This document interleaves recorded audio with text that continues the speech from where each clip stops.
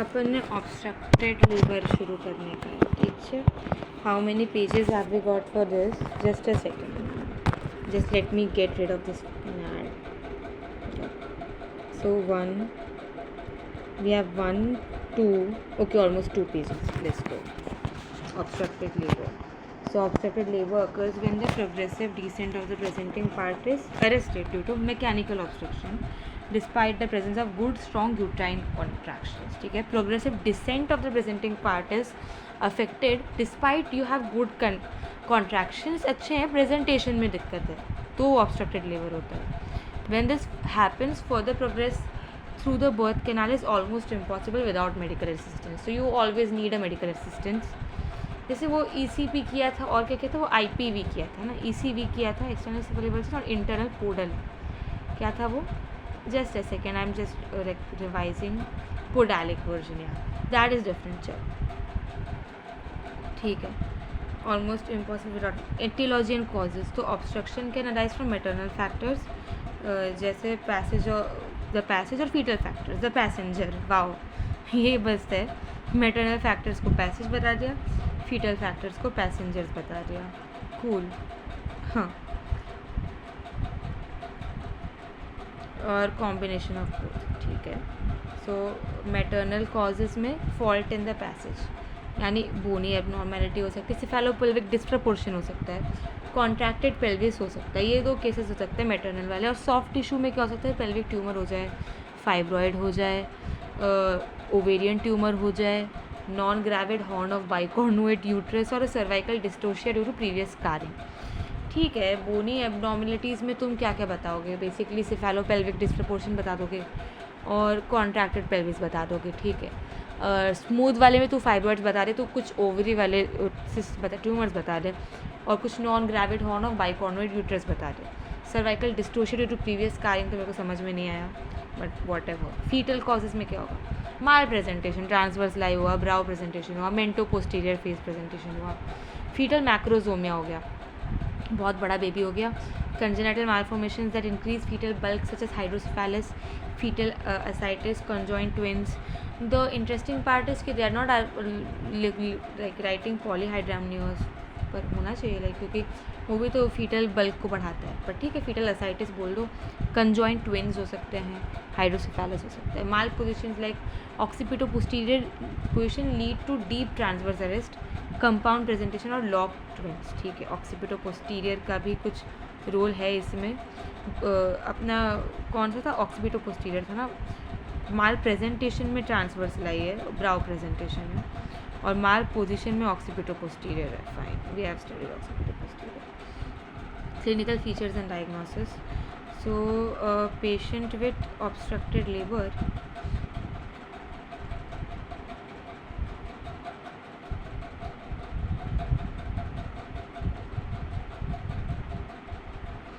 आ जाओ. Obstructed labour presents with distinct maternal abdominal vaginal signs. ठीक है.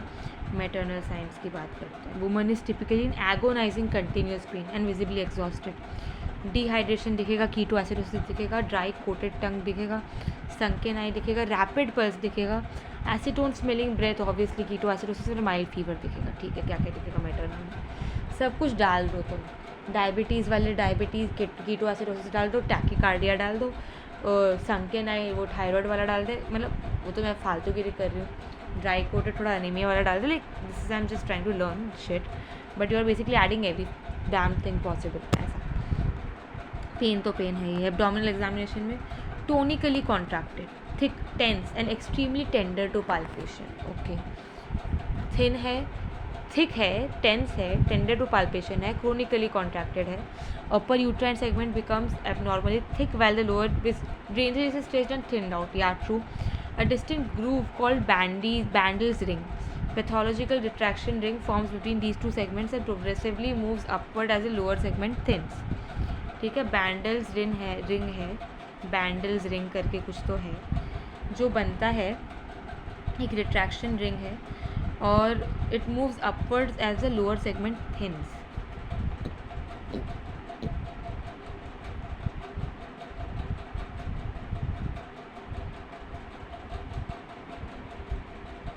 ये मेरे को समझा नहीं।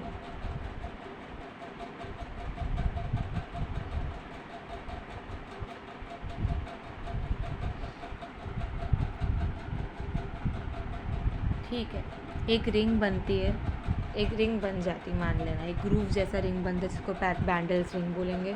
और जैसे तुम्हारा लोअर सेगमेंट थिन होता है, ऐसा समझना एक बलून है, बलून में एक रिंग है, जैसे तू नीचे खींचेगा तो वो ऊपर जाएगी ना, वो थिन कैसे हो रहा है, वो खींचने कैसे हो रहा है, तो ऊपर जाती रहती है। The round ligaments are taut and tender. Fetal parts are very difficult to palpate, and fetal heart sounds are often absent or show signs of severe distress.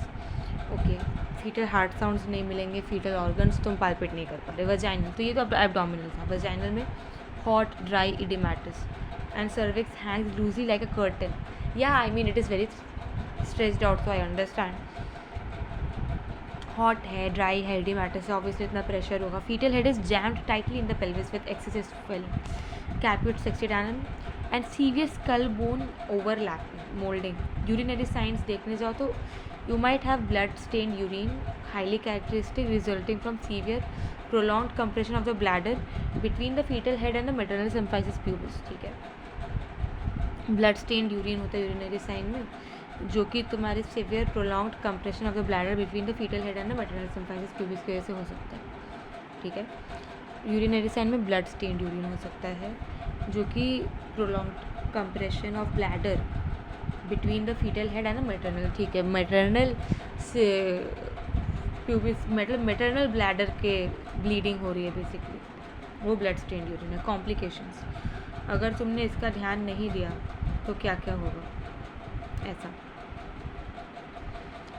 तो मैटरनल में इमीडिएट रिस्क मतलब profound exhaustion, dehydration, metabolic acidosis.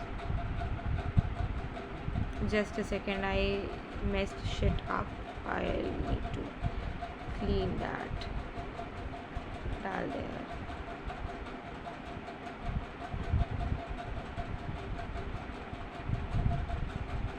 आई really thought कि copy हो गया था। Fine, okay. तो profound exhaustion हो सकता है, डिहाइड्रेशन हो सकता है, मेटाबॉलिक एसिडोसिस हो सकता है, जेनाइटल सेप्सिस हो सकता है, पोस्टपार्टम हेमरेज हो सकता है। एग्जॉशन हो जाएगा, डिहाइड्रेशन, एसिडोसिस, सेप्सिस, हेमरेज, सब कुछ डाल दो। स्पॉन्टेनियस रप्चर ऑफ यूट्रस हो सकता है, especially in multiparous women. Remote और large legacy include secondary amenorrhoea, Sheehan syndrome. ठीक है, formation of vesico vaginal fistula हो सकता है, रेक्टो वेजाइनल फिस्टुला भी हो सकता है। Fistula forms between the soft tissue of the pelvis are compressed, losing blood flow which leads to ischaemic tissue necrosis and sloughing. ठीक है, फिस्टुला क्यों बन रहा है? क्योंकि सॉफ्ट टिश्यूज़, अच्छा ओके, फिस्टुला बनने का reason is basically hypoxia induced necrosis. Fetal complication क्या हो सकता है? एस्फिक्सिया हो सकता है, एसिडोसिस हो सकता है, दोनों में एसिडोसिस था नहीं। Uncompromised utero placental circulation, intracranial haemorrhage हो सकता है। ऑब्वियसली रैपिड 16 नाम की बात कर रहे थे अपन, infection, very high rate of perinatal mortality. Like perinatal mortality वही है ना कि तुम्हारा during the labour, like after 28 weeks और something like that, I don't know. Management, okay, the management of obstetric labor is an obstetric emergency requiring immediate intervention. ठीक है, resuscitation, पहले तो तुम मेटरनल डिहाइड्रेशन, कीटो एसिडोसिस को resuscitate करो, IV access लगा ले, आईवी फ्लूइड लगा ले, broad spectrum parenteral antibiotics use कर ले। ठीक है, या तो मोड ऑफ डिलीवरी में इमरजेंसी सीजर डाल दो, must be performed without a delay, and even if the baby is already dead, this relieves the obstruction safely and prevents impending rupture of the uterus. ठीक है, emergency C section करा दो, भले baby मर जाए, क्योंकि मतलब मर ही गया हो, क्योंकि एटलीस्ट वो रप्चर तो ना हो।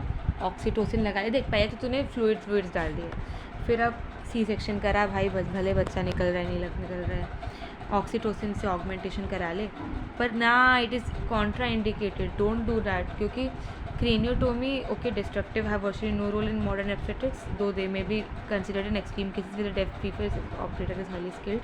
क्रेनियोटोमी और ईविसरेशन तो नहीं करना, लेकिन ऑक्सीटोसिन तो बिल्कुल भी मत यूज़ करना। ठीक है ना, पोस्ट ऑपरेटिव केयर में to prevent the formation of vesicovaginal fistula a continuous bladder catheter should be left in place for an extended period, typically 5 to 7 days.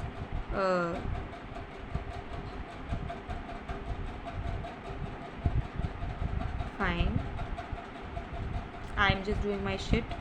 So vesicle vaginal fistula को avoid करने के लिए एक bladder वाला catheter डाल रहे हैं for an extended period. Okay, let's read more about that.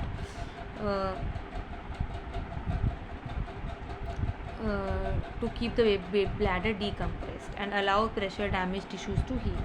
ठीक है, 5 to 7 days or 2 to 3 weeks. ठीक है, allow the pressure damage to heal. ठीक है, पोस्ट ऑपरेटिव केयर में और वेसाइकोवेजाइनल फिस्टुला के लिए एक ब्लैडर कैथेटर डाल रहे हैं. ठीक है, लेट्स जस्ट सी अपन ने क्या क्या देख लिया. ऑब्स्ट्रक्टेड लीवर का डेफिनेशन देख लिया कि मतलब कॉन्ट्रैक्शन हो रहे हैं लेकिन पोजीशन में दिक्कत है, बच्चा निकल नहीं रहा है, ढंग से नहीं निकल रहा. ईटियोलॉजी में मैटरनल फीटल कॉजेज देख लिया अपन ने. क्लिनिकल फीचर्स देख लिए जैसे maternal condition, abdominal examination, fetal condition, vaginal examination, urinary signs. फिर कॉम्प्लिकेशन में मैटरनल कॉम्प्लिकेशंस देख लिए, वेसाइकोवेजिनल वेसाइकोरेस्ट्रिक्टेड फिस्टुला, फीटल में एस्फिक्सिया, डेथ, वो सब देख लिया. मैनेजमेंट में देखना रिससिटेशन, मोड ऑफ डिलीवरी का देख लेंगे, पोस्ट ऑप केयर देख लेंगे. चलिए, डन.